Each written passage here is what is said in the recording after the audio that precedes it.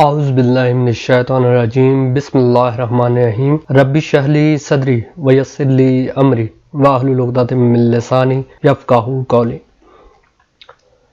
अस्सलाम वालेकुम व्यूअर्स, मैं हूं नदीम शौकत और आप देख रहे हैं Nadeem Shaukat TV. Thank you so much for watching my YouTube channel. If you are new on my channel, please subscribe it and press bell icon for more interesting and informative videos. If you are my regular viewers then please don't forget to comment, like and share my videos. जज़ाकल्लाह।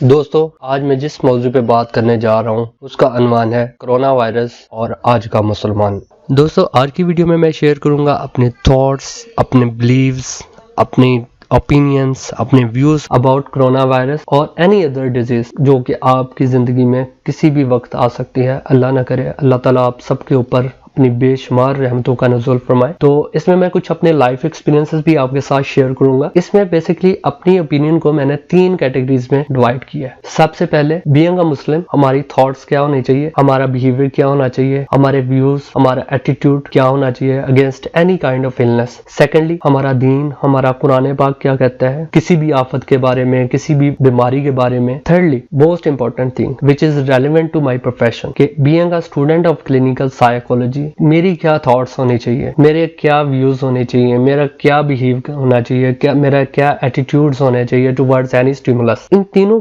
चीजों के ऊपर मैं बात करूंगा। सबसे पहले, मुसलमान होने के नाते मैं तो एक नाक़िसा मुसलमान हूँ। आप मेरे से ज्यादा अच्छे, परहेजगार और अच्छे और साफ के मालिक मुसलमान हैं। लेकिन दोस्तों, अफसोस से कहना पड़ रहा है, अफसोस दर अफसोस है कि आज का मुसलमान कोरोना से तो डरता है लेकिन उस अल्लाह ताला से नहीं डरता जिसने उसको पैदा किया है। मैं एक चीज जानता हूँ, जो अल्लाह ताला से डरते हैं कायनात की हर चीज उससे डरती है, और जो अल्लाह ताला से नहीं डरते कायनात की हर चीज उन्हें डराती है। अब बात है अल्लाह ताला से डरना। अल्लाह ताला से डरने से क्या मुराद है? ये लफ्ज एक छोटा सा लफ्ज है लेकिन इसका मफ़हूम बहुत ज्यादा वसी है। अल्लाह ताला से डरने से मुराद ये है, आप अल्लाह ताला के क़वायद ज़वाबित को कबूल करते हैं, आप उसकी मखलूक के ऊपर सिला रहमी करते हैं, आप दूसरों के लिए आसानियां पैदा करते हैं, किसी गरीब के ऊपर जुल्म नहीं करते, चोरी, डाका, फरेब, धोखा नहीं देते, अपने वालिदैन की खिदमत करते हैं, अपने बड़ों से अदब से बात करते हैं, छोटों से प्यार और शफ़क़त से बात करते हैं, किसी का बुरा नहीं सोचते, तकवा करते हैं, भरोसा रखते हैं। हमारा ईमान मुफस्सल क्या है? अगर आप देखें तो उसमें क्या है? आमनतु बिल्लाहि, मैं मान लाया अल्लाह पे, व मलाइकातिही, और उसके फरिश्तों पे, व कुतुबिही, और उसकी किताबों पे, व रुसुलिही, और उसके रसूलों पे, वल यौमिल आखिर, और आखिरत के दिन में, वल कद्रि खैरिही व शर्रिही, और खैर और शर पे, इन्नल्लाह ताला वल बासी बादल मौत, और मरने के बाद जी उठने पे। तो आप जरा सोचे तो सही, हम ये लफ्जी दावा करते हैं, लफ्जी ईमान रखते हैं, या वाकई इसके ऊपर हमारा ईमान भी है? अगर हमारा इसके ऊपर ईमान होता तो यकीन जाने आज हमें कोरोना से डरने की जरूरत ना पड़ती। और ये मैं चीज मानता हूँ, ये मेरी अपनी राय हो सकता है मेरे से कोई मुख्तलाफ करे, मैं ये चीज मानता हूँ। जो अल्लाह ताला से डरता है वो कायनात की किसी चीज से नहीं डरता, और जो अल्लाह ताला से नहीं डरते कायनात की हर चीज उन्हें डराती है। कभी वो किसी बीमारी की सूरत में, कभी किसी तंगदस्ती की सूरत में, कभी किसी आफत की सूरत में, कभी किसी परेशानी की सूरत में, और दीगर भी इसकी बहुत सारी वजूहात हैं। मैं मुख्तसर वक्त में उनका जिक्र नहीं करना चाहता। यकीन माने, मैं आपको एक चीज अश्योर करवाता हूँ,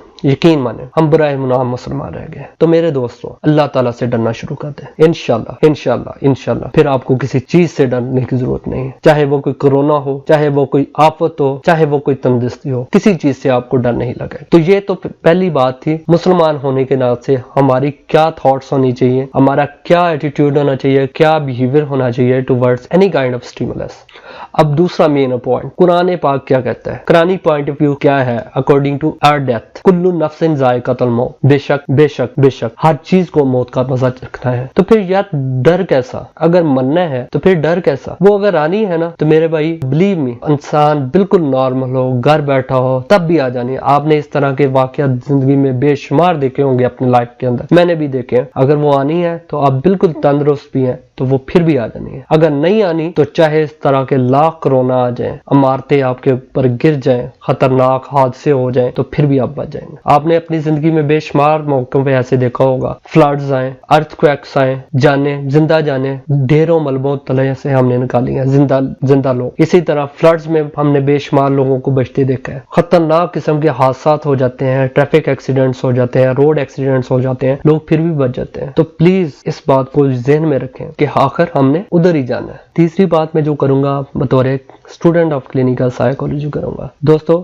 मेरा ईमान है, मेरा यकीन है, कोई भी बीमारी आपको उस वक्त तक हरा नहीं सकती जब तक आप खुद ना हार जाए। दोस्तों मैं ये कोई लिखी पढ़ी बात नहीं कर रहा, ये मेरा सेल्फ एक्सपीरियंस है। आज से अगर 10 माह पहले चले जाएं तो मुझे स्फीयर सर्वाइकल डिस्क हर्निएशन हुई और मैंने बहुत अच्छे न्यूरोसर्जन्स को चेक करवाया तो उन्होंने कहा आप इसका फौरन इसकी सर्जरी करवाएं और सर्जरी के अलावा कुछ नहीं हो सकता। और आई एम सॉरी टू से कुछ लोगों ने तो इतना भी कहा, कुछ न्यूरोसर्जन ने, कि आप बहुत लेट हो चुके हैं, आप तो कल ही इसका ऑपरेट करवाएं। मेरी सिचुएशन ये थी कि ना तो मैं सही तरह चल सकता था, मेरा अपर लिम्ब और लोअर लिम्ब, लोअर फिंगर्स दोनों हाथों की और इसी तरह मेरा जो लोअर लिम्ब है बिल्कुल काम नहीं करता था। अब मैं ऑपरेशन से मैं भागी था क्योंकि मैंने अपनी लाइफ में जितने भी इस तरह के स्पाइंस की सर्जरीज मैंने देखी थी तो मैं ऑपरेट नहीं करवाना चाहता था। मैं घर वापस आ गया। यकीन माने मैंने सदके दिल से अल्लाह ताला से यही दुआ की, अल्लाह पाक ये बीमारी भी तेरी तरफ से है, शिफा भी तूने भी देनी है। और मेरा मुसम्मम ईमान था, मेरा मुसम्मम यकीन था कि मुझे शिफा उस अल्लाह ताला ने देनी है और मैंने ऑपरेशन नहीं करवाया और अल्लाह का एहसान है कि मैं अभी बिल्कुल ठीक था।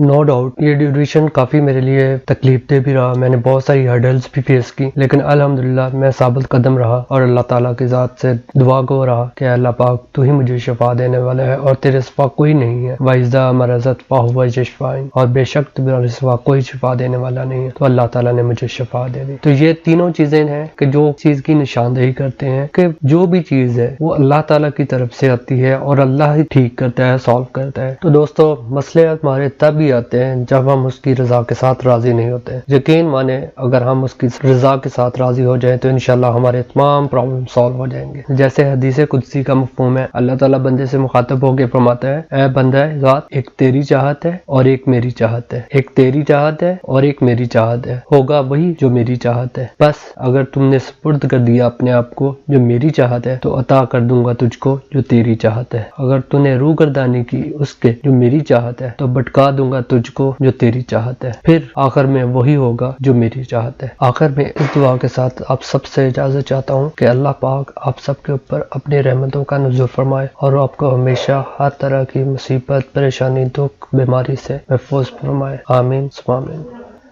Thank you so much for watching my video. अगर वीडियो अच्छी लगी है तो प्लीज़ अपनी राय का इजहार कमेंट बॉक्स में ज़रूर कीजिएगा और जो लोग मेरे चैनल पे न्यू हैं उनसे गुजारिश है कि काइंडली चैनल को सब्सक्राइब कर लें और बेल आइकन को प्रेस करना मत भूलिएगा ताकि मेरी इस तरह की मज़ीद वीडियोस आप तक पहुंच सके। जज़ाकल्लाह।